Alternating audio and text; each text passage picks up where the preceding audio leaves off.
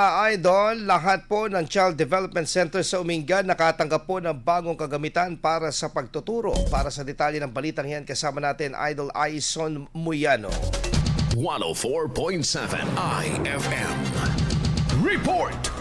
Lahat ng Child Development Center sa bayan ng Umingan ang naging benepisyaryo ng pagbibigay ng mga kagamitang panturo sa ilalim ng programang U-Print o Umingan Provision of Resources for Instructional Needs and Teaching. Batay sa ulat, nakatanggap ang bawat sentro ng isang printer at isang rim ng bond paper na gagamitin ng mga development workers sa paghahanda ng mga materyales para sa mga batang kalahok sa Early Childhood Education Program. Ayon sa lokal na pamahalaan, bahagi ang U-Print ng mga programa ng bayan para tugunan ang pangangailangan ng mga guro at suportahan ng mga kabataan sa Umingan. Kasama mo mula rito sa IFM Dagupan, ito sa Idol Aison Muyano, Tatak, IFM. IFM News. IFM News.